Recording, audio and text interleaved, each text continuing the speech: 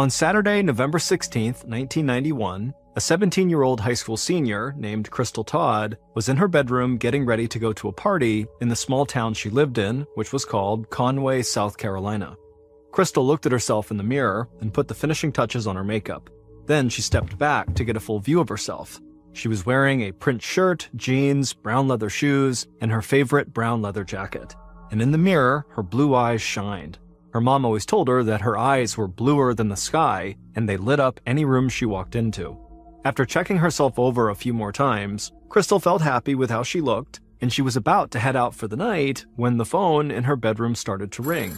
She answered it, but right away she wished that she hadn't. A young man named Davey, who Crystal had gone out with on a few dates, was the caller. Crystal had told Davey that she did not want to see him anymore, but clearly he had not gotten the message. Davey asked Crystal if she wanted to go out with him that night, but Crystal said she already had plans, so she couldn't. So Davey said, "Okay, well, can we get together another time soon?" Crystal had always been taught to be polite, so she took a deep breath and in a sweet voice told Davey again that she did not think they should see each other anymore, but she hoped they could still be friends. Then Crystal hung up the phone, grabbed her purse, and headed into the living room where her mom was sitting on the couch. She told her mom that she was going out and gave her a hug. Her mom reminded her to be home by 12:30, and Crystal just smiled and nodded. Crystal almost never missed her curfew, and even if she was going to be home just a few minutes late, she always called her mom ahead of time to let her know. So Crystal said goodbye to her mom and stepped outside onto the large wooden porch in front of their traditional country-style house. Then Crystal walked across the yard to her new blue Toyota Celica car parked out front. She climbed into the driver's seat, started the car, and immediately felt a rush of excitement. Crystal loved this car. It had been an early graduation present from her mom. Her mom had even gotten her vanity license plates that read, "C. Todd." Crystal leaned across the passenger seat, opened up the glove compartment, and grabbed a cassette tape from inside. She put the tape into her stereo, turned the music up loud, and then pulled away from her house and turned onto a tree-lined road that led toward the center of town. Just being behind the wheel of her beautiful new car gave Crystal a sense of freedom that she rarely felt in this small town where almost everyone knew everyone else's business. And as she drove, she looked out at the dense woods that surrounded most of Conway and thought about what her life would be like once she finally left her hometown. Crystal loved her mom and her friends, but she dreamed of driving her new car out of Conway and going to college in another city where she could finally meet some new people and have some new experiences.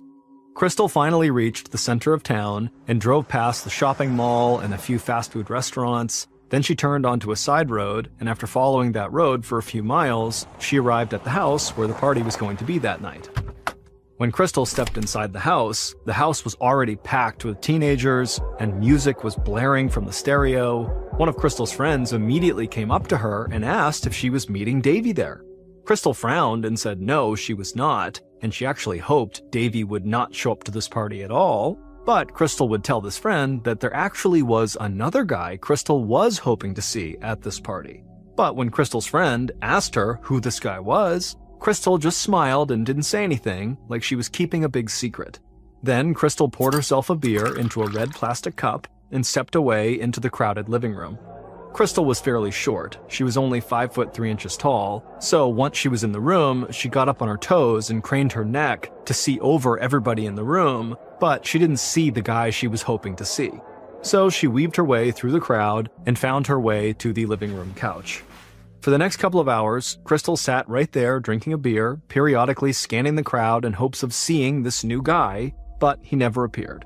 And as Crystal scanned the room that night, she started to become more and more aware of all the happy couples dancing and talking to each other, and it started to make her feel really lonely. And as she started to feel lonely, she suddenly wished that her really good friend, Ken Register, had been there that night. Ken and Crystal had been friends since they were kids, and whenever they were together, Crystal never seemed to get bored. But Ken had graduated a year earlier, and he made it a point now not to hang out at high school parties. Finally, at around 11 p.m., when still this guy had not shown up to the party, Crystal got up from the couch, she made her rounds around the house saying goodbye to her friends, and then she headed back outside. The music from the party faded as she got into her blue car, and then after firing up the engine, she began driving back toward the center of town along the dark road. After a few minutes, Crystal passed the mall's brightly lit parking lot and then glanced at the clock on her dashboard. It was only 11:15, which meant she had a little over an hour before she had to be home for curfew. And Crystal was not about to waste an hour of freedom, so she decided she would at least go out and get some fast food before heading home. After driving a little further down the road, in the direction of the nearest fast food restaurant, Crystal eased off the gas and stopped at a traffic light. She turned up her music even louder and started singing out loud, but then she heard a car horn blaring over the music. She thought she must have missed the green light, but when she looked up, she saw it was still red. She heard the horn again and realized the car that was honking was right next to her. Crystal looked out her passenger side window at this other car, and when she saw who was driving it, she immediately smiled and waved, and the other driver rolled down their window, and Crystal did the same. She rolled down her passenger side window. Then the other driver, while shouting over the music, asked if Crystal wanted to hang out. Crystal's smile instantly grew much wider, and she said yes, definitely. She had about an hour until she had to go home. A moment later, the light turned green, so Crystal drove forward and pulled into the parking lot of a nearby middle school and parked. The other driver followed her. Crystal grabbed her keys and got out of her car, but left her purse behind. Then she made her way over to this other driver's car, she hopped in the passenger seat, and they took off. At 1 a.m. on November 17th, so about 2 hours after Crystal had left that party, her friend, Ken Register, who she had hoped would be at that party with her, was getting ready for bed. Ken had worked his construction job all week and then spent the previous night with his girlfriend at the go-kart track. He was exhausted and he knew he still had to get up early for church. But before he could lie down in bed, his telephone rang. He figured it must be his girlfriend calling to say goodnight, so he reached over and grabbed the phone, but right away he knew it was not his girlfriend and something was terribly wrong. Crystal's mom was the one calling him, and she was frantic. She said Crystal still was not home and had not called her to say she'd be late. And so Crystal's mom asked Ken if he knew where she was or if he had seen her that night. Ken told her that he had not been with Crystal that night, so he didn't know where she was, but he reassured her that, Crystal was probably just out with friends and had lost track of time and would be home soon. But nothing Ken said seemed to calm Crystal's mother down. Instead, she just kept saying, "Ken, I really think something is wrong. She's never late. And if she's going to be, she always calls." And so Ken, who had known Crystal's mom since he was a little kid and could really tell this was a crisis point for her, he told her, "Look, I'll call the 2 closest hospitals and see if maybe she's in one of those." And so Crystal's mom thanked Ken, and he told her he would call her right back after he called the hospitals. After Ken hung up with Crystal's mom, he would call both hospitals, but neither had any records of Crystal ever having come in that night.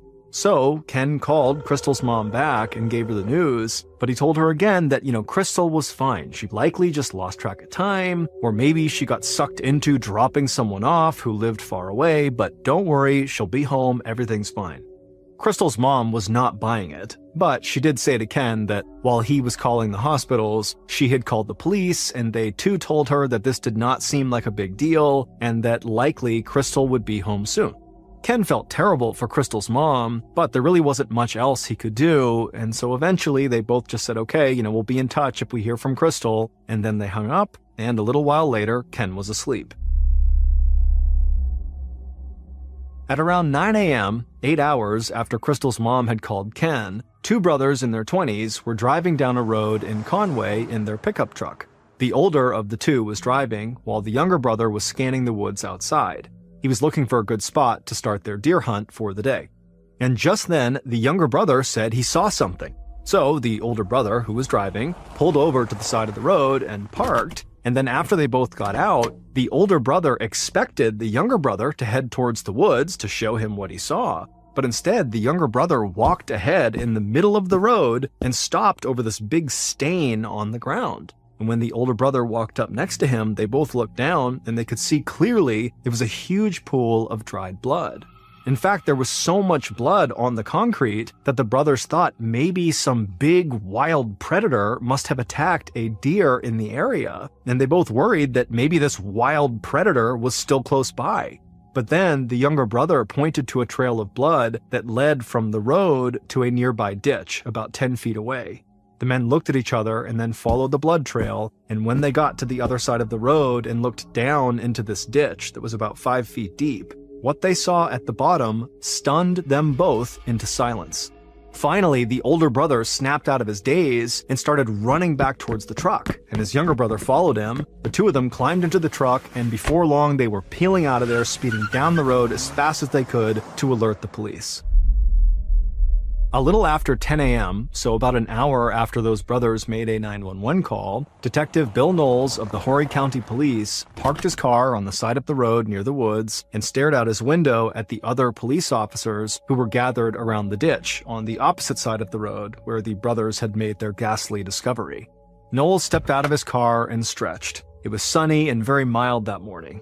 Then, as soon as he was out of his car, one of the officers spotted him and waved him over to the ditch. Knowles walked slowly across the road, staring down at the massive trail of dried blood. Then he reached the officer and looked down into the ditch below.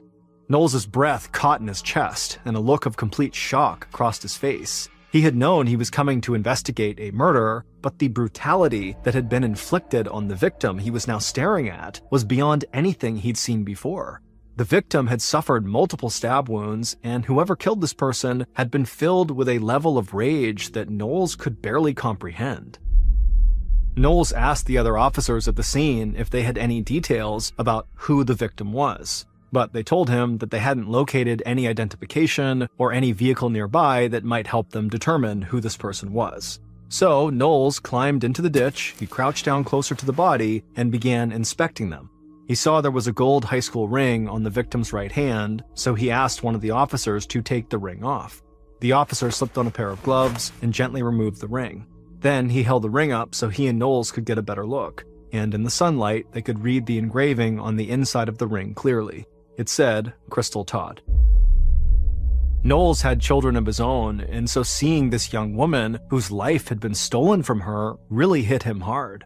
And so right there in the ditch, he leaned over Crystal's body and he quietly promised her he would find whoever had done this and he would bring them to justice. Then Knowles climbed out of the ditch and walked back towards his car. Officers would stay back at the scene to collect blood samples from the victim and from the road, and those samples would be passed on to forensics labs in the area to be tested. But Knowles knew those tests took time, and he wanted to start working right away. So he got into his car and he drove off, determined to keep the promise he had just made to that poor girl. Not long after leaving the crime scene, Knowles pulled up in front of Crystal's house, and he saw Crystal's mom pacing back and forth and smoking on the large wooden porch. He could tell she had not slept all night. Knowles dreaded this part of the job more than anything, but he wanted to make sure Crystal's mom learned about her daughter from him before everybody else in town heard the news. So Knowles took a deep breath, he stepped out of his car, and he approached her. He was tall and in his 30s, with a kind face and a warm demeanor, and when Crystal's mom saw him, she smiled, thinking he might have good news for her. But when Knowles reached her, he put his hands on her shoulders, and a grave look came across his face. And Crystal's mom knew her daughter was gone, and she started crying. In a gentle voice, Knowles told her that they had found Crystal's body, and he said how sorry he was for her loss. Then he made the same promise to her that he'd made to her daughter. He would find the person who had done this. Knowles said he hated to put her through anything else that morning, but he asked her if she could tell him anything about the night before that might help him figure out what had happened to her daughter. Crystal's mom could barely think. She was crying and her hands were trembling, and so she took a long drag on her cigarette and just tried to clear her mind for a second. Then she told Knowles that Crystal had gone to a party the night before and she hadn't come home for curfew. She said she had called around and nobody had seen or heard from Crystal, and one of her friends, Ken, had even called a couple of hospitals to see if maybe she was there, but she wasn't. And then after that, Crystal's mom just said she couldn't remember anything and she went back to smoking. Knowles told Crystal's mother again how sorry he was, and then he turned and walked back to his car. Crystal's mom watched him drive away from the house, and then she went back inside and collapsed on the couch, sobbing. Then she reached over and grabbed the phone and called Ken. On the other line, when Ken heard the news, he was totally devastated. With his voice cracking, he said he would come by as soon as possible. He would be with her so that Crystal's mom would not be alone.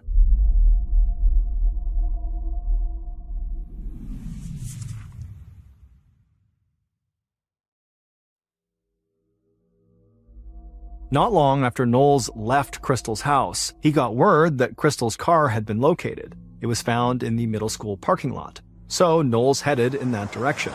When he arrived, he met several other officers in that parking lot, and he hoped Crystal's car could offer some clues as to what happened.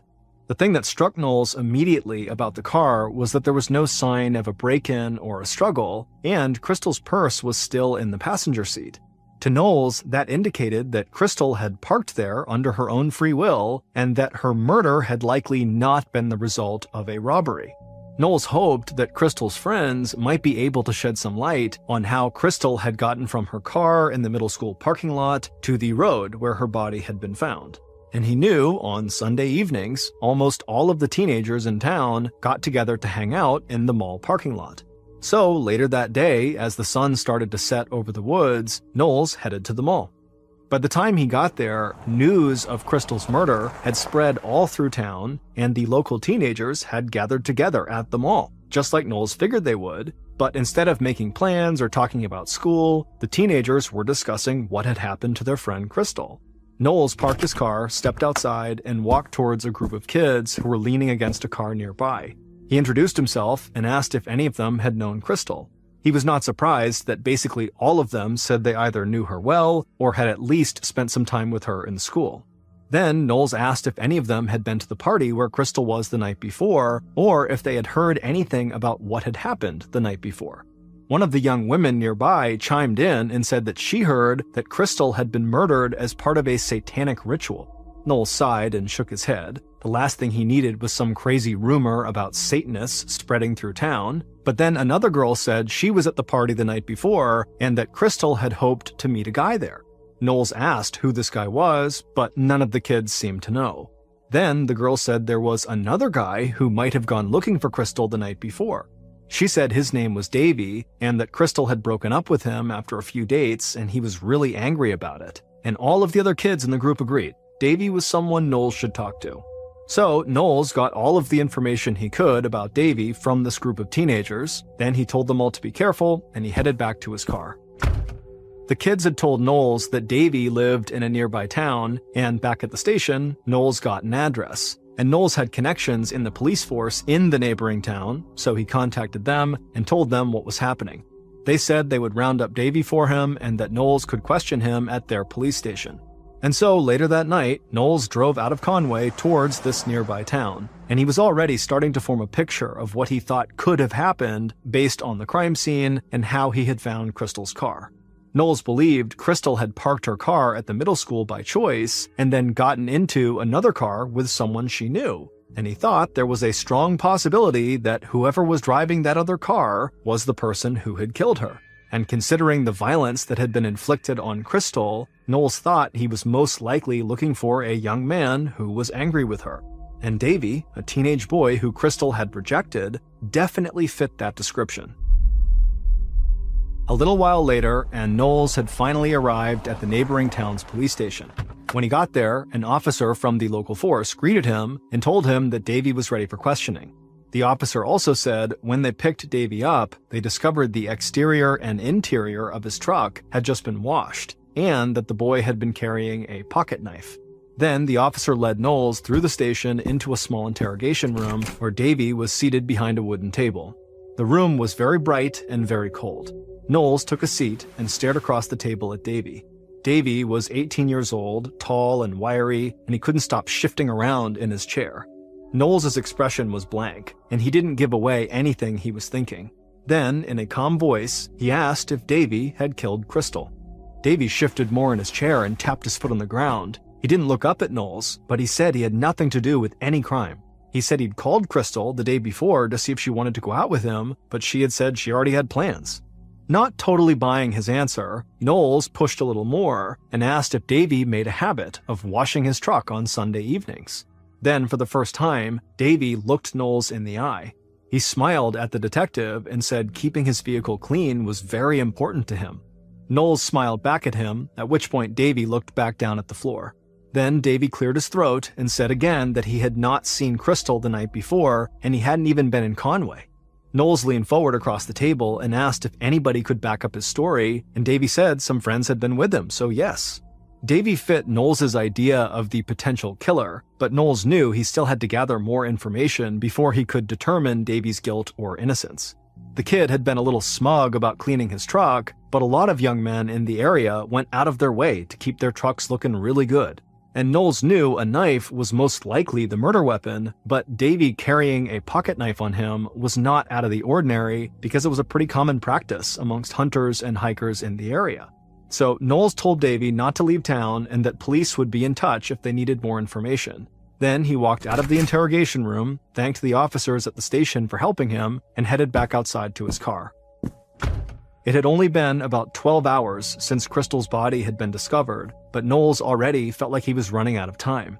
He knew that the murder of a popular high school student could send panic through a small town like Conway, so he wanted to close the case as fast as possible and reassure everyone that their families were safe. But over the next several days, Knowles questioned all of Davy's friends, and they all corroborated his story that he had not seen Crystal or been in Conway on the night of her murder. And so Knowles started to feel like his chance to close this case quickly was slipping away. A week went by with no new leads in the investigation, and now Knowles found himself standing outside in a huge crowd of people gathered in the church cemetery who were desperate for answers. Over 1,000 people were there to attend Crystal's funeral, including almost every teenager who went to school with her. Knowles could hear crying throughout the crowd as the minister said his final prayer. Knowles and members of his team had come to the funeral to see if anything or anyone might stand out and offer them any sort of clue. But as Knowles watched Crystal's friends and family walk by her coffin to say their final goodbye, all he saw was a town in mourning. Crystal's death had affected everyone, and he knew her murder would stay with this community for decades to come. By the time Knowles left, he knew the funeral hadn't given him any new information to go on. In fact, it had just made it clear how difficult his job would be. In a town like Conway, where everybody seemed to know Crystal, the list of potential suspects was almost endless. So, not long after the funeral, Knowles reached out to state law enforcement and forensics experts in South Carolina for help. And together, they came up with a plan to narrow down Knowles' search. They decided they would use DNA testing. DNA testing is an investigative technique that uses biological evidence found at the crime scene or on a victim to connect a suspect to the crime or to rule out a potential suspect. At the time of Crystal's death, DNA testing was still a relatively new technique, and it hadn't been used yet to solve a murder case in the state of South Carolina. But Knowles wanted to use all of the tools available to him. So the police in Conway made a public announcement that they needed male volunteers to submit samples for DNA testing. Police said these samples would help them eliminate suspects and enable them to narrow down their search for Crystal's killer. Knowles hoped at least a few of Crystal's male classmates who'd been at the party with her would volunteer. But he was astonished when over 50 men in the community quickly agreed to provide DNA samples in the hope it would help the investigation. The DNA testing would be handled by the state, and Knowles was informed it could take months before they had all of the results. He was happy his team had taken another step in the investigation, but he wasn't about to just wait around for test results that might not even lead to the killer. So while he waited for the results, Knowles kept digging into Crystal's personal life. And in January of 1992, so about a month and a half after Crystal's funeral, Knowles discovered something that he thought was a major break in the case. On a cool January night, Knowles sat at his desk in the station reading through Crystal's school notebooks that had been retrieved from her locker. Knowles was exhausted because he and his team had been working around the clock on this case for months, but he refused to let that exhaustion get in the way of the promise he had made to Crystal and her mother. Knowles rubbed his eyes, picked up the mug on his desk, took a sip of coffee, and kept reading over the notebooks. He was looking for anything that might help his investigation, but as he read, he just started to feel a deep sense of sadness. Amidst Crystal's notes for her high school classes, he saw drawings she had doodled in the margins and little messages she'd written to herself. Flipping through the notebooks, all Knowles could think about was how young Crystal was and how full of hope she must have been. But then someone had robbed her of all of that, and that person was still walking free. Just then, something in one of the notebooks jumped out at Knowles. The name Andy Tyndall was written in the flowery handwriting of a teenager who might have a crush. So Knowles flipped through a few more pages, and he saw Andy's name again written in the same way. In the interviews that Knowles had conducted with Crystal's friends, Andy's name had never come up. But now Knowles wondered if Andy was the high school boy Crystal had hoped to see at the party. So during the following week, Knowles dug into Andy's background, but he discovered Andy wasn't a high school boy at all. He was a 31-year-old man who liked hanging out with high school girls. And Knowles also learned that Andy had come to Conway, South Carolina after committing a robbery in Alabama and violating his parole. And so for the first time in weeks, Knowles felt like he might have a real prime suspect. Knowles contacted some of Crystal's friends he'd already spoken to, and he asked them if they knew anything about Andy. And finally, he found one of Crystal's friends who was willing to talk. Knowles met with this girl at her house, and she told him that Andy was like a secret between some of the girls at school. She said he was handsome, charming, and he had muscles like a bodybuilder. She said she didn't know if Crystal and Andy had ever gone out, but Crystal had definitely met him, and she wouldn't have been surprised if Crystal did have a crush on him. That was the connection between Crystal and Andy that Knowles was looking for. And the fact that Andy had violated parole in another state was enough for police to bring him in. And so on January 21st, 1992, over 2 months after Crystal's murder, Knowles sat across from Andy in a small police interrogation room. But unlike Davy, the nervous teenage boy Knowles had questioned earlier in the investigation, Andy was totally calm and collected. Knowles stared at Andy across the table and asked him if he had killed Crystal. Andy didn't flinch. He just said he'd only met the girl one time, months before the murder, and had never seen her again. Knowles, who almost always kept his cool, started to get frustrated. He took a deep breath and he asked Andy why a 31-year-old man was hanging out with high school girls. But Andy said he had just talked to some of the high school girls when they'd ended up at the same events in town. Nothing more than that. Then Knowles took another breath and just stared at Andy, trying to get a read on him. Knowles wasn't sure if Andy was guilty, but his name was in Crystal's notebook and he was a known criminal, and Knowles didn't want to just let him walk. So Knowles leaned forward in his chair and asked if Andy would be willing to submit samples for DNA testing. Andy stared back at Knowles for a bit, and then in the same calm voice he'd had throughout the entire interview, he said he would do it. Andy's DNA samples would be added to the other DNA samples that state authorities were already testing from the volunteers around town. And in early February of 1992, almost 3 months after Crystal's murder, Knowles would finally see the results from those DNA tests. And Knowles' theory that the killer was a man who felt Crystal had wronged him in some way would be proven true. And Knowles would rediscover a detail from his investigation that would solidify the killer's motive. Based on DNA test results, evidence collected at the murder scene, and interviews conducted throughout the investigation, here is a reconstruction of what police believe happened to Crystal Todd in the early morning hours of November 17, 1991. At about 11:15 p.m. on November 16th, Crystal's killer cruised down the tree-lined road that cut right through Conway in his blue Plymouth Sundance car. He passed by the mall and glanced out the window to see if anyone was hanging out, but the parking lot was empty, so he kept on driving. It was getting late, but he really wanted to find a girl to spend some time with. Then he looked up the road ahead of him and saw a car coming to a stop at a red light. He looked closer and saw the vanity license plates that said C. Todd, and he started laughing. He knew that was Crystal's car, and if he could have picked one girl in town to be with right now, it would have been her. So the killer pulled up right next to Crystal's car and began honking. She didn't respond, so he leaned on his horn even harder, and this time it worked. And Crystal looked over at him and she smiled, he smiled back, and he felt his heart beat a little bit faster. Then he rolled down his window and she did the same, and then he asked her if she wanted to hang out and she said yes. And then the light turned green and he followed her into the middle school parking lot. The killer watched as Crystal walked past his car and climbed into his passenger seat. Once she was in the car, he started driving, and they began talking about the party she had just gone to. As Crystal spoke, the killer began looking out the window, searching for the perfect spot away from all the lights in the center of town. And when those lights were far behind him in the rearview mirror, and the road was so dark they could barely see the woods on either side, he pulled off the road and parked. Crystal asked him what he was doing, and he told her that it would be easier for them to talk if they weren't driving. His heart started beating faster, and he was breathing heavily. He looked at Crystal and smiled. Then he took off his seatbelt, he leaned over the passenger seat, and tried to kiss her. Crystal told him this is not what she wanted, but he didn't listen. Crystal tried to push him off of her and get out of the car, but she couldn't. She was trapped. Then the killer forced himself on Crystal and sexually assaulted her. Sometime after midnight, when Crystal had finally gotten free, she grabbed her shirt and jeans from the floorboard, she got out of the car, began getting dressed, and then she began screaming at the killer through the open passenger door.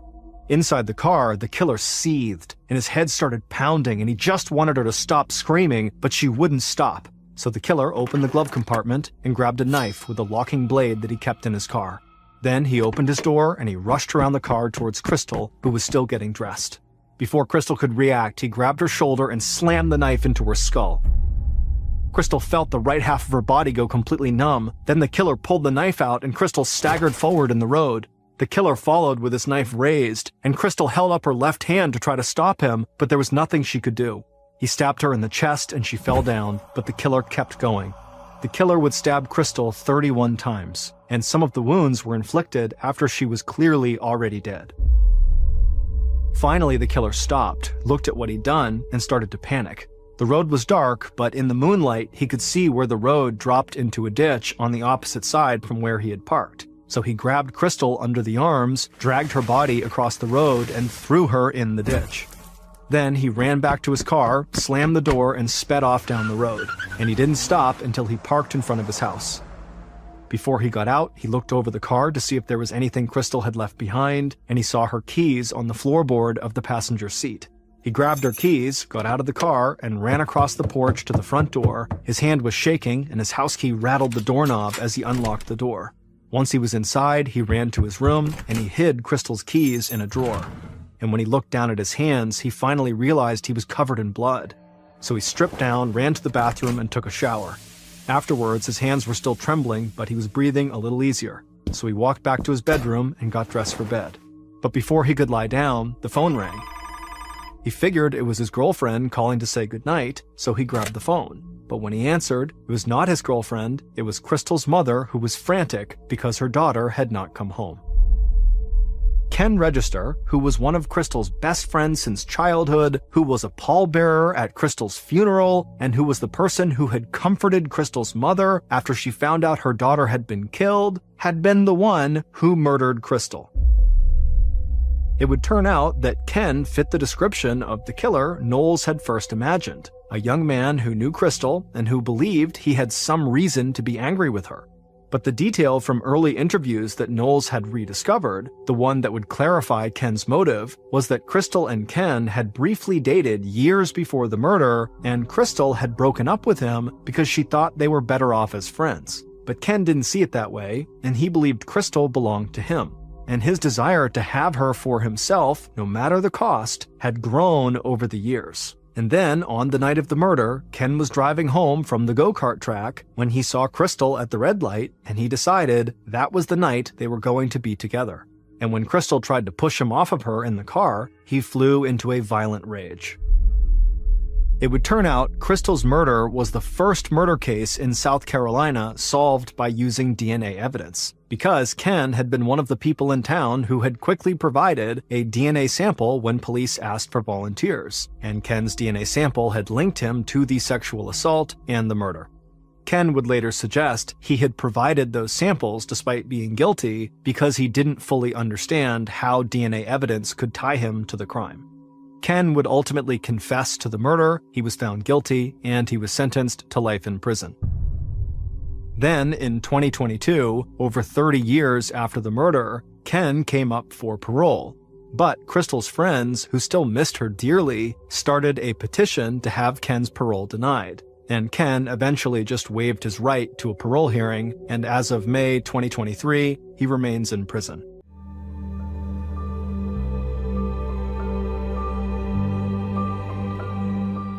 On May 11th, 2007, 16-year-old Kevin Haynes practically bounced with excitement on his seat on the bus as he headed home from Manheim Township High School outside of Lancaster, Pennsylvania.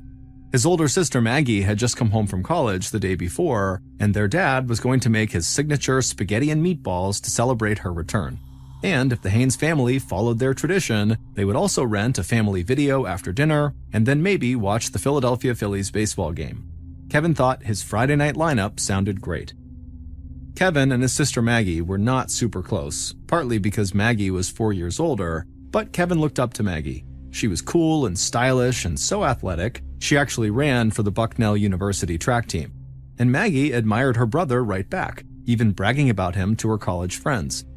Kevin was a straight-A student in his school's gifted program and a member of the school's Quiz Bowl team, which competed against other high schools to show who was the smartest.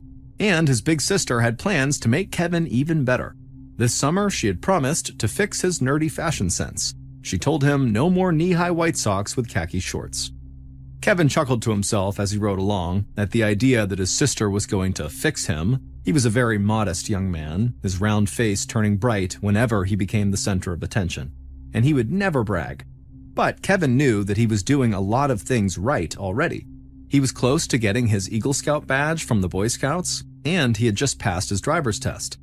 He was a homebody by nature, but he was emerging as a young man ready to take on the world. The evening before, he had gone to a meeting at his school about a class trip to Germany in July.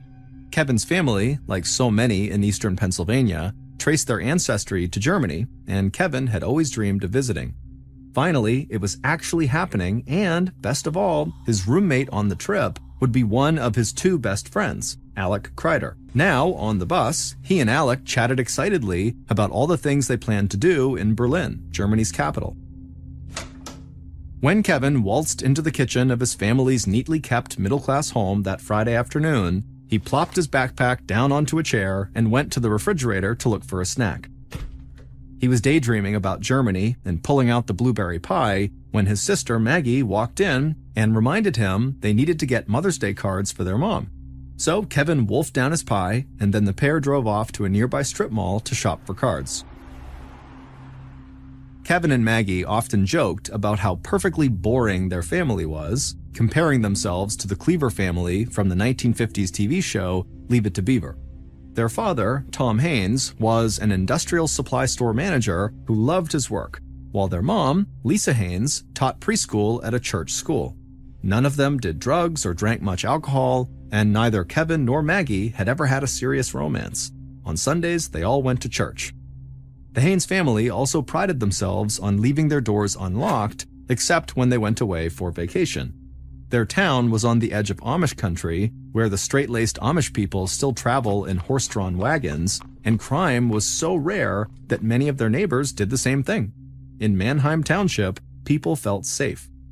But a boring lifestyle worked just fine for Kevin, Maggie, and their parents. They enjoyed each other's company and looked forward to being together. Both Maggie and Kevin were back at the house by the time their father, Tom, came blazing in promptly at 5 to start getting dinner ready. Tom had recently had surgery for prostate cancer, and he still had a catheter implanted, but you'd never know it by his good cheer and energy. At 5:30, the whole family gathered around the dining room table for pasta and lots of catching up. It was Kevin's mom, Lisa's, last day of preschool, and she had been touched by the gifts that her preschool students had given her. She planned to write notes back to all of her little scholars. Maggie talked about her professors at Bucknell, some she loved, others not so much, and everyone at the table talked about how glad they were that Maggie was home. They had missed her last summer when she stayed at college to work on a biology project. Kevin loved the dinner. His dad had a magic touch with the meatballs. But Kevin didn't love the family movie that night. Maggie and his mother had picked out a romantic comedy at the local video store, and Kevin groaned as soon as his mom pulled it out of the bag. He tried to watch it, but the film seemed sentimental and dumb to him, and he could feel his eyelids drooping about halfway through. So, not long after 9 p.m., Kevin told his family that he loved them, but he needed to go to bed. Maggie teased her brother as he headed for the stairs, saying he might be the only teenager alive going to bed so early. But Kevin didn't mind. He was going to read until he fell asleep. Maggie and her parents watched the rest of the movie. Then Maggie and her father stayed up a bit longer to watch the Philadelphia Phillies beat the Chicago Cubs. By 11, everyone retired to their bedrooms, passing Kevin's darkened room along the hallway. Tom and Lisa quickly fell asleep, but their daughter Maggie was still on a college student schedule. She watched TV programs on her laptop and then chatted online with college friends until she finally nodded off around 1 a.m. An hour later, at a little after 2 a.m., Maggie was suddenly jolted awake by the sound of screaming. There were no words, just the ear-splitting screams of a man along with loud thuds as if people were wrestling, and all these sounds were coming from her brother's bedroom. Totally confused and now trembling with fear, Maggie grabbed her glasses from off the nightstand and stepped into the hallway to investigate. But the terrible noises coming from Kevin's room made her so scared that Maggie just ran back inside her bedroom, slammed the door, and sat with her back pressed against it. She tried desperately to make sense of what was happening amid all the screeching. Was there an intruder in the house who was attacking her brother? And if there was, what hope did she have of preventing the intruder from breaking into her room next? She couldn't just sit there and wait. So Maggie summoned all her courage and ran across the hall to her parents' room where the light was on. Her father was lying motionless while her mother was sitting at the end of the bed, hunched over and crying hysterically. When Lisa Haynes saw her daughter, she told her in a voice barely above a whisper, "Go get help." Maggie didn't need to be told twice. She ran wildly down the stairs and out into the cool spring night, banging on one neighbor's door after another until finally one woman turned on a light and let her inside. Maggie told her that she had no idea what was going on inside of her house, but judging from her mom's hysterics, she feared it had something to do with her father's prostate cancer. And so whatever was going on, Maggie said, we need the police right now.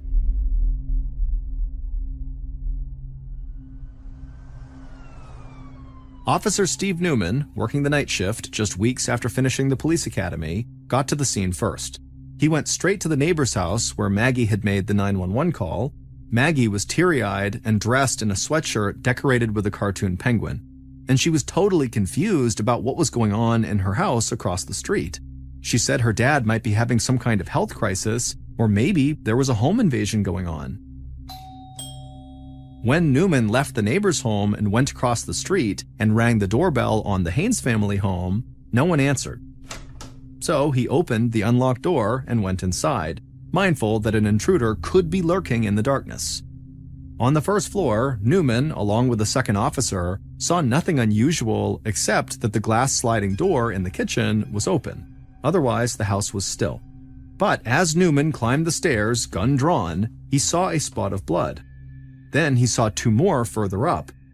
As he reached the top of the stairs, he could see bloody footprints on the hallway carpet, and there, in the doorway of his bedroom, lay Kevin Haynes in his Boy Scout t-shirt, face down in a pool of blood. Newman could see that his throat and face had been severely slashed, while his arms were covered with knife wounds as though he had put up a desperate fight to live. Both officers continued down the hall to Kevin's parents' room. There, they found Tom Haynes lying on his back on the bed, eyes staring up at the ceiling, deep stab wounds to his chest. At the end of the bed, curled up in the fetal position, lay Lisa Haynes. Lisa was still warm, and for a moment, Newman hoped she might be alive, but then he saw the deep gash on her throat. All three were dead.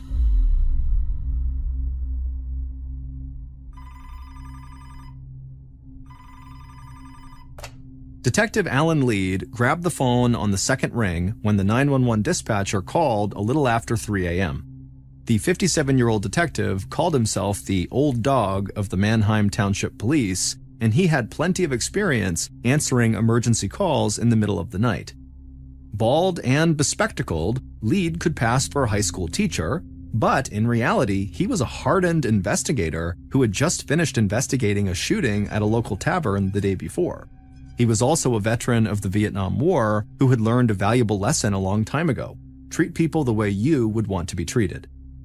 The other detectives looked up to Lead, and they often went to him for advice about their cases. The dispatcher told Lead that something terrible had happened at 85 Peach Lane. Lead did a double take when he heard the address. Peach Lane was in one of the most peaceful and pleasant neighborhoods in the whole town, an area where police were seldom called.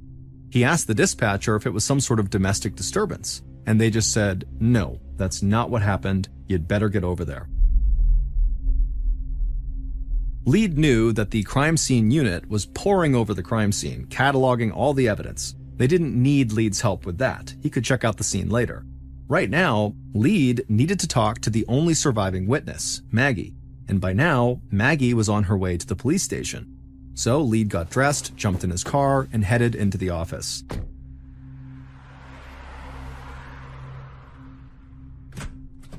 Maggie was already in an interview room talking to another detective when Lead arrived, and the detective excused himself to brief Lead on how it was going. The whole conversation was making him uncomfortable, the detective said. Maggie seemed relaxed and chatty, and she kept talking about her family in the present tense as though they were not dead. The detective said she didn't seem like a woman who had just lost her entire family. Lead looked through the one-way glass into the room where Maggie was still sitting, occasionally looking up and smiling in their direction. Other times, she smoothed her hair and sat with her hands folded on her lap as though she was just awaiting instructions. The other detective was right. She certainly did not seem heartbroken.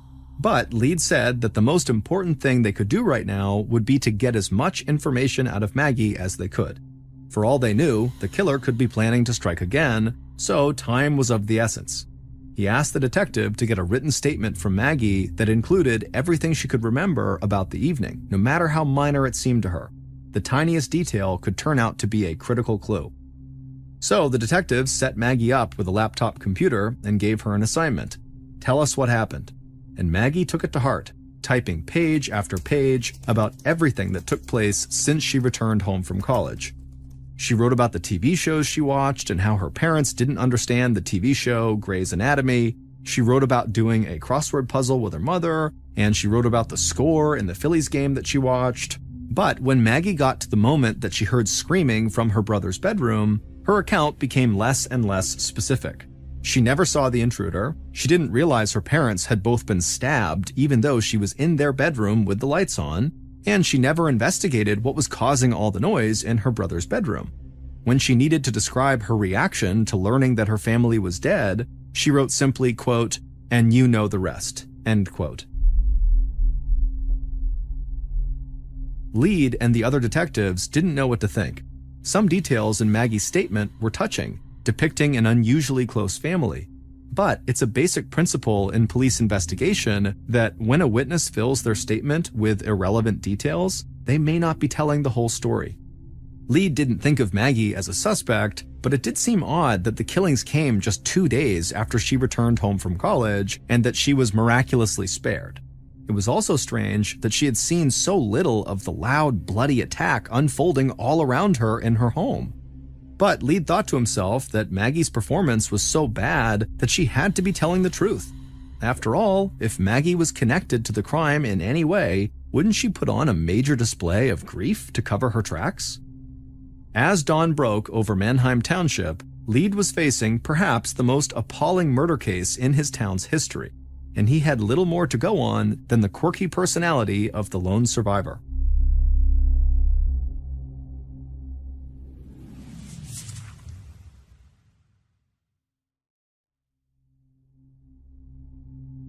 The slaughter of a respectable family in a picture-perfect neighborhood where people leave their doors unlocked was an irresistible story to the national news media.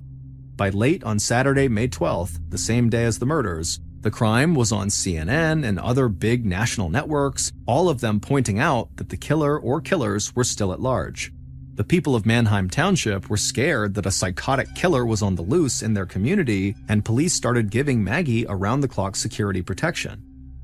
For Alan Lead and the other detectives working the case, the media coverage triggered dozens of calls from people who said they knew something about the crime, but almost certainly didn't. One woman called to report 3 Hispanic men in a black Chevy cruising the neighborhood near the crime scene. Perhaps they were involved. A man called to report 2 young people dressed in goth clothing who spit on him. Maybe they were the killers. One couple who called in actually volunteered the use of their bloodhound dog, Nellie, which initially seemed like a smart idea to Lead. So Lead let Nellie sniff blood spatters at the crime scene and then turned her loose. And Nellie took her handlers, as well as the police, on a zigzagging tour of the business district before finally leading them to a burger restaurant that Nellie thought smelled delicious. And it was at this point that her handlers admitted that Nellie very likely had no idea where the Haynes' killer had fled. The police had no solid suspects, but their crime scene investigation at least gave them some clues.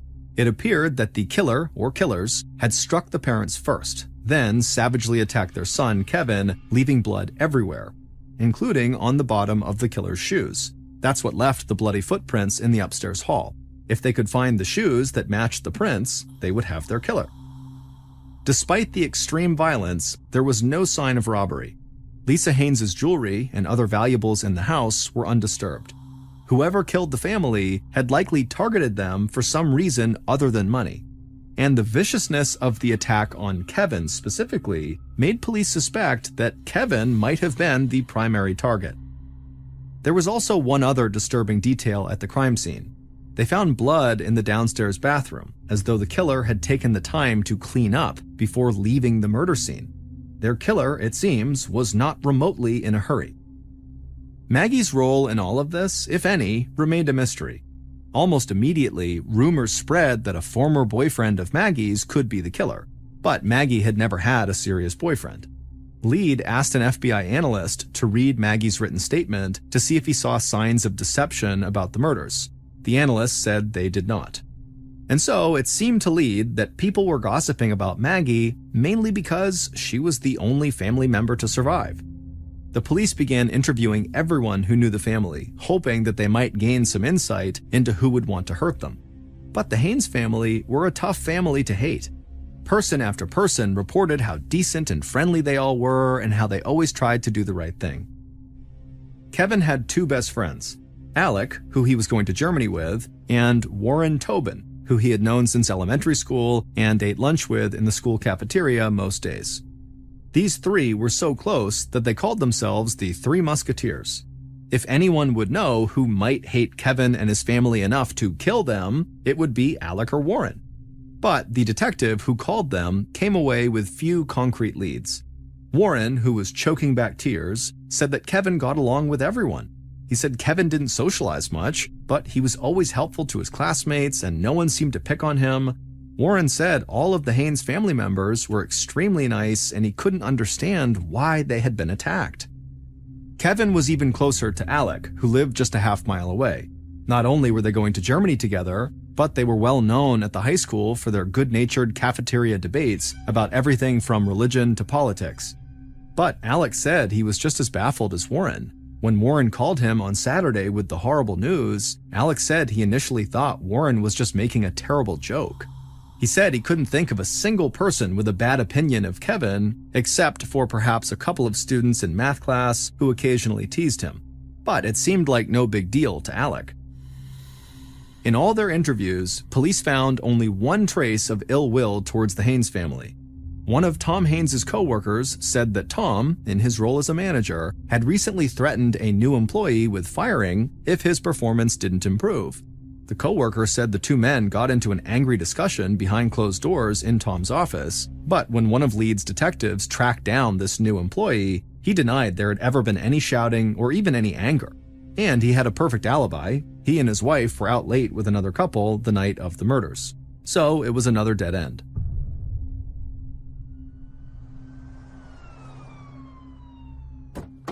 Then, on May 15th, so 3 days after the murders, Lead got a call from an alert trooper in North Carolina who had pulled over two men in their 20s for speeding and then discovered they had been smoking marijuana as well. One of the men volunteered, while high, that they were heading for Florida after, quote, getting away with murder in Pennsylvania, end quote. The trooper was aware of the Haynes family murders, and so he searched this vehicle closely until he found a knife.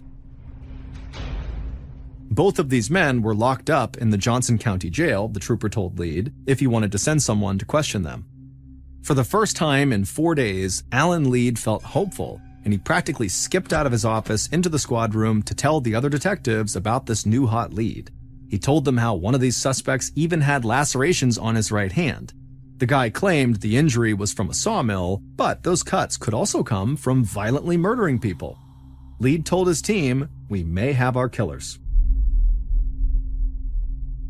At Lead's request, the FBI had already done an analysis of the bloody footprints in the hallway. They came from size 12 Hush Puppies, a casual shoe brand.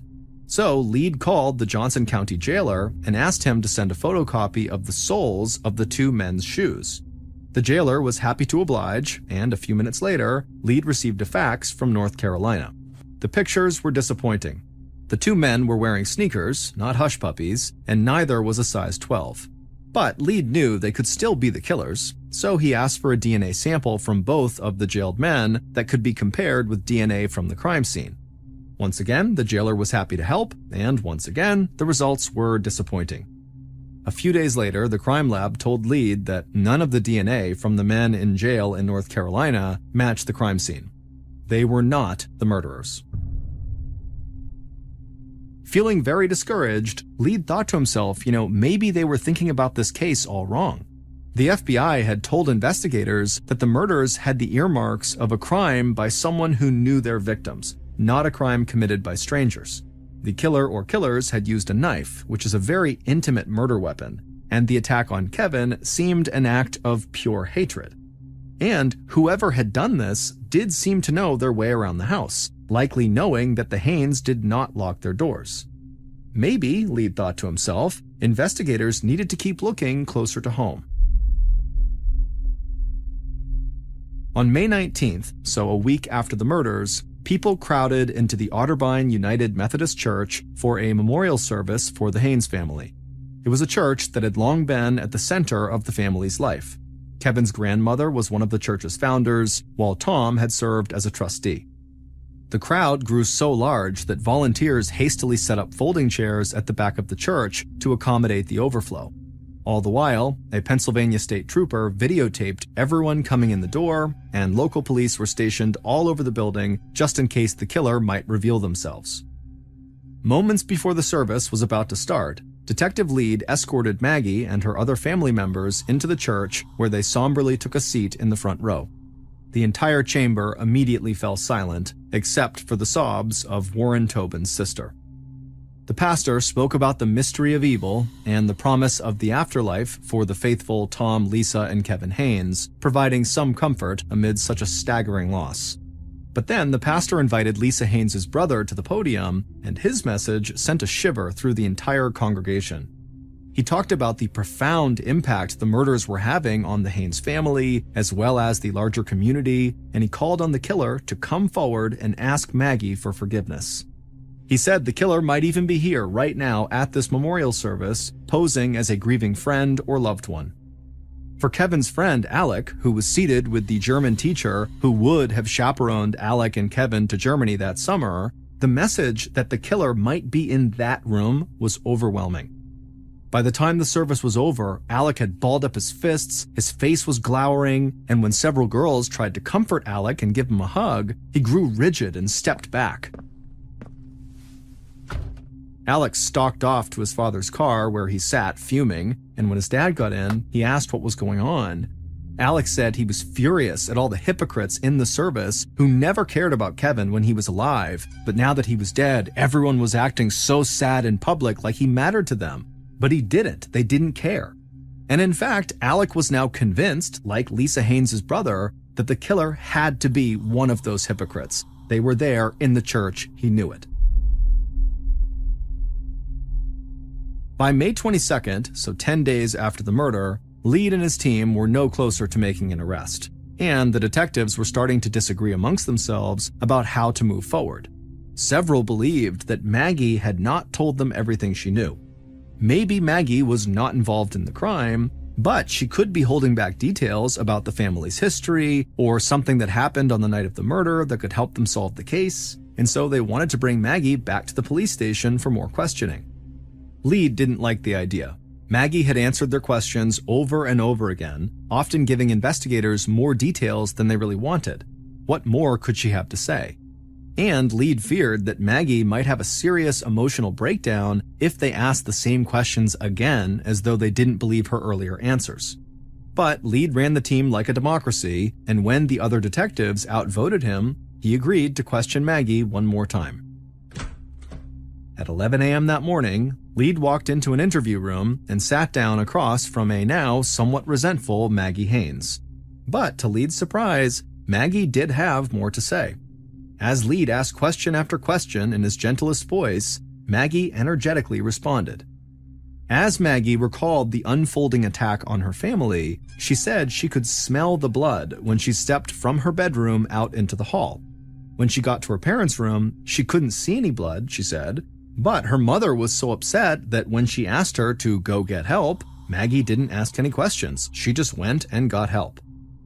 In the moments after Maggie had learned that her parents and brother were dead, she said the first person she wanted to call was the head of her prayer group at college. She wanted to know why God would let something so terrible happen. And then Maggie started to cry. By the time she walked out of the police station, Alan Lead was convinced of two things. One, Maggie had nothing to do with the crime. And two, she had told them everything she knew. Over the next 2 weeks, tips about the Haynes murders continued to come into police, but the results were much the same. They put a microphone on one informant who claimed that a guy named Amani had confessed to invading the Haynes' home and then, quote, taken care of, end quote, the people inside.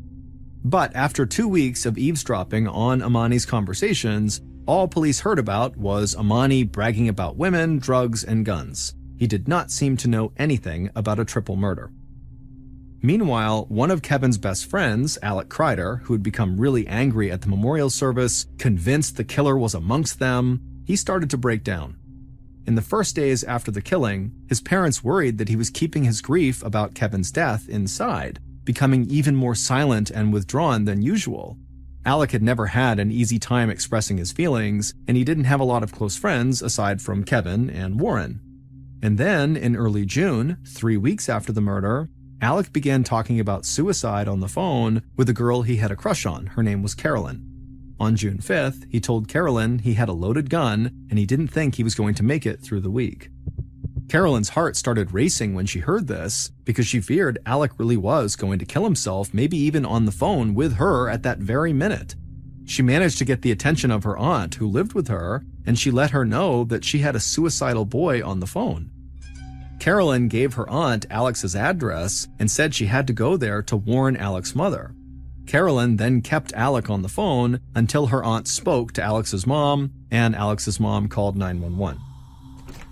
When Alec finally came out of his bedroom, there were several police officers waiting who tackled him and then handcuffed him to prevent him from hurting himself. Detective Lead had come with the 911 response when he heard the call, in part because he knew Alec better than anyone else in the department from the Haynes investigation. Lead walked next to Alec as he was gently led out of the house towards a squad car, and as he walked, Lead put his arm around Alec and just said, how are you doing? And all Alec would say was, the world is a terrible place. As police helped Alec step into the squad car, Lead thought about the way the murders were totally upending the lives of the people who survived. Lead was convinced that Maggie was on the edge of a breakdown, and now one of Kevin's closest friends was cracking up. He couldn't help but agree with Alec. The world is a terrible place. The next day, on June 6th, Alec was involuntarily committed to a mental hospital to be held for at least a week. For the next 6 days, Alec was kept in a locked ward and not allowed to have any contact with anyone outside of the hospital except for his parents. All the while, Alec wrote letters that he intended to send to Caroline. Finally, on June 12th, Alex's parents were scheduled to come to the hospital for a family therapy session, and Alec was looking forward to seeing them. But Alex's parents had bad news. Carolyn did not want to have a romantic relationship with him. After all the suicide talk and threats of violence, Carolyn's aunt told them that the teen only wanted to be friends, nothing more. The second Alec heard this, he seemed to just crumple in his chair and let out a laugh that was anything but amused. He looked at his parents and told them bluntly to get out of the room. He needed to speak to his therapist alone. The therapist was only in the room with Alec for a few minutes before she emerged looking like she had seen a ghost. She told Alex's parents that Alec really needed to tell them something, and what Alec had to say would blow the Haynes family murder case wide open. Based on what Alec and his parents told investigators, here's what really happened to Tom, Lisa, and Kevin Haynes on the night of June 12th. A little after 1 a.m., the killer got dressed in dark clothes, including a baseball hat with duct tape over the team logo and hush-puppy shoes. Then they grabbed a flashlight and a knife and began the relatively short walk to the Haynes' household. When they got there, the killer knew the door would be unlocked, so they opened it up and silently walked through the house, up the stairs towards the bedrooms. First, the killer went into the parents' room and quickly killed Tom Haynes with 2 deep stab wounds to the chest. The killer also stabbed Lisa Haynes, but she was still alive when the killer left the room. The killer then walked down the hall to Kevin Haynes' room, and he began stabbing him as he slept. But Kevin woke up and began to fight back.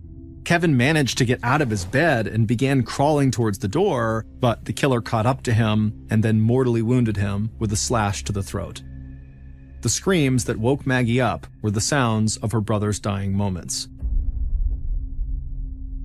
Maggie's appearance in the hall surprised the killer, who didn't realize she'd be home from college. But once she fled to get help, the killer forgot about her and just went back to the parents' room and slashed Lisa's throat, killing her as well. The killer then walked downstairs and casually washed their hands in the bathroom before slipping out the sliding glass door in the kitchen back out into the night. Alec had been carrying his horrendous secret around for weeks until he just couldn't bear it any longer. His rage over what had happened had grown day by day until he couldn't take it anymore and he decided to kill himself. But when he ended up in a mental hospital and got rejected by the girl he liked, Alec realized there were worse things than being dead. With no way to die and nothing to live for, Alec decided he might as well tell the secret. And the secret was that he, Alec, was the killer. Alec offered almost nothing in way of explanation for what he had done. He said only that his best friend, Kevin, had been annoying him lately, chewing too loudly at lunch and arguing a bit too much in their conversations. Alec said that initially he planned only to kill Kevin and smother him with a pillow. But once he got inside the house, he just decided to stab everyone to death. A month later, he told his parents he felt no regrets. In fact, he was still wearing the hush-puppy shoes he wore the night he murdered the Haynes family. All the pieces now fit into place for Detective Lead and his team. Alex's shoes matched the bloody footprints, and police found the flashlight as well as the baseball hat with duct tape over the logo in the woods behind the Haynes' house. They also found a ghastly note in Alex's desk at his house. The note said that Alexander, which is Alex's full name, was born at 3:30 a.m. on May 12th, right after the murders, as though the slaughter had led to Alex's rebirth. Alec pled guilty to 3 counts of first-degree murder in 2008, and he was sentenced to 3 consecutive life sentences without the possibility of parole. Then, in January of 2014, Alec made good on his suicide threats, hanging himself in his prison cell.